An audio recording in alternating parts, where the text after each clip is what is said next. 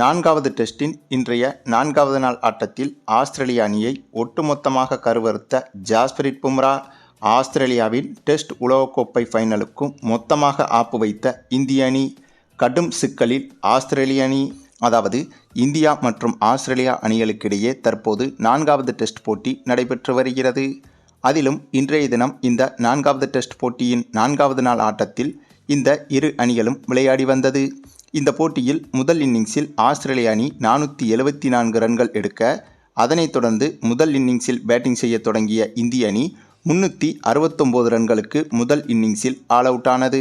குறிப்பாக இந்திய அணியின் இளம் வீரரான நிதிஷ்குமார் ரெட்டியின் அதிரடி சதம் என்பது இந்திய அணிக்கு மிகப்பெரிய உதவியாக அமைந்தது. அதனைத் தொடர்ந்து நான்காவது நாளான இன்றைய ஆட்டத்தில் இரண்டாவது இன்னிங்ஸில் பேட்டிங் செய்ய களமிறங்கிய ஆஸ்திரேலிய அணிக்கு மிகப்பெரிய அதிர்ச்சியை கொடுத்திருக்கிறது இந்திய அணி. ஆமாங்க, அதற்கு காரணம் இந்த நான்காவது டெஸ்ட் போட்டியின் முதல் இன்னிங்ஸில் ஒரு சம்பவம் நடந்திருந்தது. அதன் தொடர்ச்சியாக இப்போது இரண்டாவது இன்னிங்ஸில் மற்றொரு சம்பவம் நடந்திருக்கிறது. அது என்னன்னா, இந்த நான்காவது டெஸ்ட் போட்டியின் முதல் இன்னிங்ஸில் பேட்டிங் செய்ய களமிறங்கிய ஆஸ்திரேலிய அணியில் சாம் கோண்டாஸ் என்ற ஆஸ்திரேலியா இளம் வீரர் நம்ம ஜாஸ்பிரிட் பும்ரா ஓவரின் அதிரடியாக விளையாடி 60 ரன்களை குவித்திருந்தார்.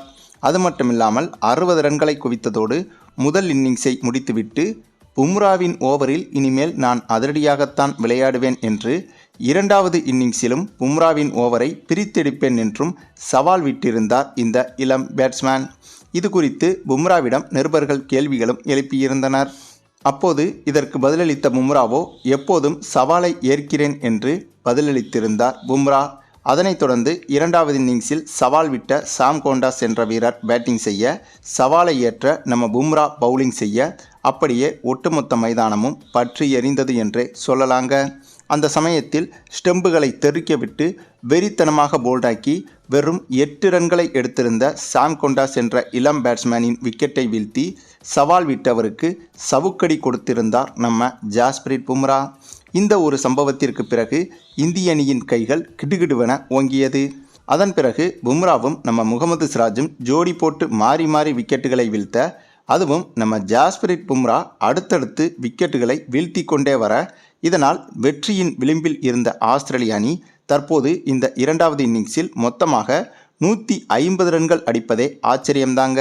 ஏனென்றால் போட்டி தொடங்கி இன்றைய பாதி நாட்களுக்குள்ளாகவே 100 ரன்களை கூட தொட முடியாமல் 6 விக்கெட்டுகளுக்கு மேல் இழந்து கடுமையாக திணறி வந்தது ஆஸ்திரேலிய அணி. இதனால் இந்த போட்டியில் இந்திய அணி வெற்றி பெறுவதற்கு இப்போது மிகப்பெரிய வாய்ப்பு உருவாகியிருக்கிறது. அதாவது நேற்று வரையிலும் இந்திய அணி இந்த போட்டியை டிரா செய்வதற்கே கஷ்டப்படும் என்று நினைத்து வந்த நிலையில் இப்போது நாளைய 5வது நாள் ஆட்டத்தின் பாதியிலேயே இந்திய அணி வெற்றி பெற்றுவிடும் என்ற எளிதான சூழ்நிலைக்கு மாறிவிட்டது. அதற்கு காரணம் இன்றைய போட்டியில் சிறப்பாக பந்து வீசிய நம்ம ஜாஸ்பிரிட் பும்ரா தாங்க. சரி, நீங்கள் சொல்லுங்கள், இந்திய அணியின் இந்த ஒரு வெறித்தனமான பெர்ஃபார்மன்ஸை பற்றி உங்களுடைய கருத்துக்களையும் கமெண்டில் தெரிவிங்க. மேலும் இந்த வீடியோ பிடிச்சிருந்தால் லைக் பண்ணுங்கள், மற்ற அனைவருக்கும் ஷேர் பண்ணுங்கள், மறக்காமல் நம்ம சேனலை சப்ஸ்கிரைப் பண்ணுங்கள்.